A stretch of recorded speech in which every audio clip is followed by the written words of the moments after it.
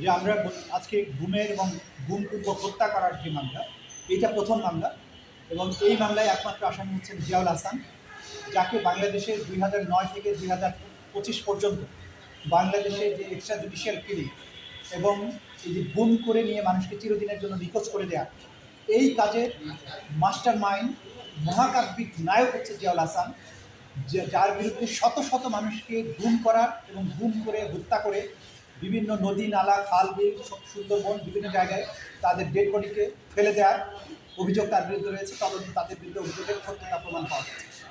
আজকে তার বিরুদ্ধে যে মহাকাব্যিক যে অভিযোগ, তার একটা এপিসোডের ব্যাপারে আন্তর্জাতিক অপরাধ ট্রাইব্যুনালের তদন্ত সংস্থা তদন্তপূর্বক অভিযোগপত্র জমা দিয়েছিলেন। সেটার ভিত্তিতে একটা ফর্মাল চার্জ আমরা দাখিল করেছিলাম। আজকে তার বিরুদ্ধে আনুষ্ঠানিক অভিযোগ গঠনের শুনানি অনুষ্ঠিত হয়েছে। সেখানে আমরা বলেছি যে তিনটা কাউন্টে 100 জনেরও বেশি মানুষকে তিনি গুম করে হত্যা করেছেন, নিজে উপস্থিত থেকেছেন, নিজ হাতে হত্যা করেছেন এবং অর্ডার দিয়ে তার অধীনস্থ সৈনিকদের দিয়ে এটা করিয়েছেন।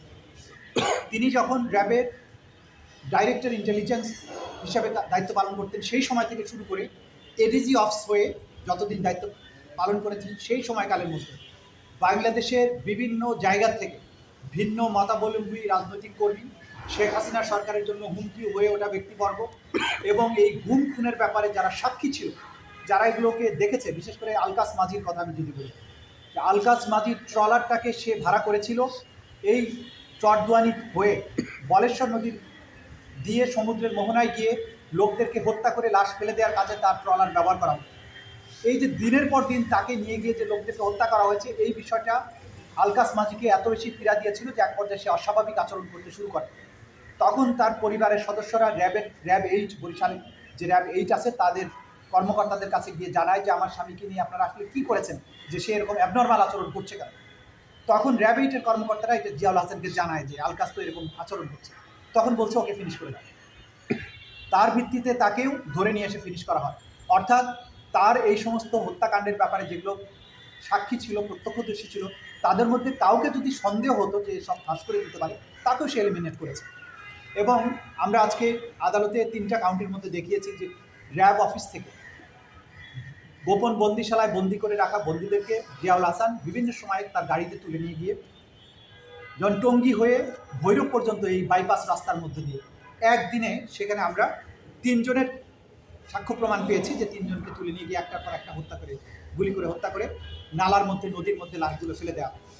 কিন্তু পরবর্তী সময় যেগুলো আরও পাওয়া যায় যে শীতলক্ষা নদীতে সে কয়েক শত মানুষকে গুলি করে হত্যা করে তাদের পেট কেটে নাড়িগুলি ফেলে দিয়ে ইট এবং সিমেন্টের বস্তা বেঁধে দিয়ে লাশ ফেলে দিয়েছে।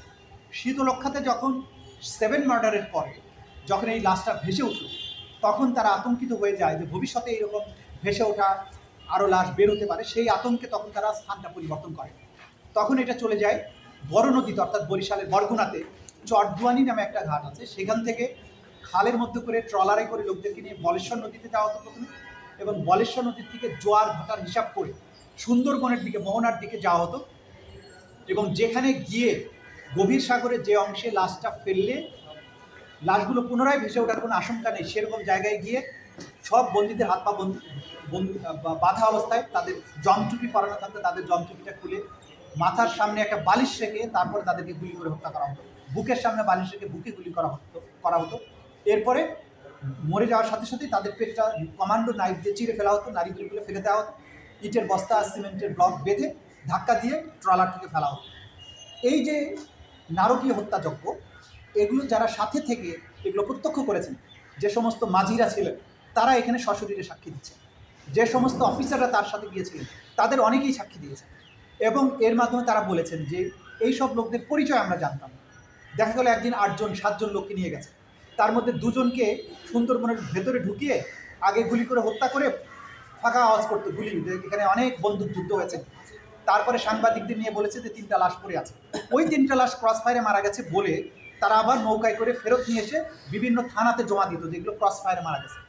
কিন্তু 10 জন নিয়ে গেল, 3টা লাশ ফেরত দিল, বাকি যে 7 জন যারা বিভিন্ন স্থান থেকে তাদেরকে গুম করা হয়েছিল তাদের অস্তিত্ব যাতে বোঝা না যায়, তাদেরকে গুলি করে তাদের লাশটা সাগরের মধ্যে ফেলে দেওয়া। এই জন্য আমরা বলেছি যে এগুলো অজ্ঞাতনামা। অজ্ঞাতনামা হলে অপরাধ হবে না তা কিন্তু নয়। সাক্ষীরা সবাই বলছে, যারা সাথে থেকে ধরেছে বন্দীকে, যারা রক্ত পরিষ্কার করেছে, তারা বলেছে যে এরকম 10 জন লোককে ফেলা হয়েছে আজকে, কালকে 15 জন, কালকে 10 জন, কালকে 20 জন, 3 জন, 4 জন, এইভাবে শতাধিক মানুষকে হত্যা করে পেট চিরে লাশ ফেলে দেওয়ার চাক্ষুষ সাক্ষী আমাদের কাছে সাক্ষী দিয়েছেন, যাদের তথ্যের ভিত্তিতে এই ফরমান চার্জটা দাখিল করা হয়েছে। এর বাইরে 5 শতাধিক ব্যক্তির হত্যাকাণ্ড সংক্রান্ত প্রত্যক্ষদর্শীর সাক্ষী আমাদের কাছে আছে, যেগুলোর আরও অন্যান্য এভিডেন্স কালেক্ট করার জন্য আলাদা তদন্ত চলমান আছে, যেগুলো খুব শীঘ্রই হয়তো দাখিল করা হবে।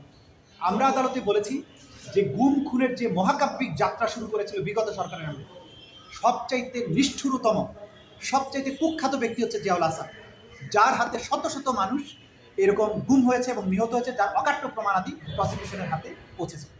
সুতরাং এইরকম নিষ্ঠুরতম খুনির বিচার এটা জাতির স্বার্থে, মানবতার স্বার্থে এটা করতে হবে, তা নাহলে মানবতা ভুল লুণ্ঠিত হবে। বাংলাদেশের এই বিচারের ব্যবস্থা এবং এই রাষ্ট্র ব্যবস্থার প্রতি মানুষের অনাস্থা চলে আসবে যদি এইরকম নিষ্ঠুরতম খুনির বিচার না হয়।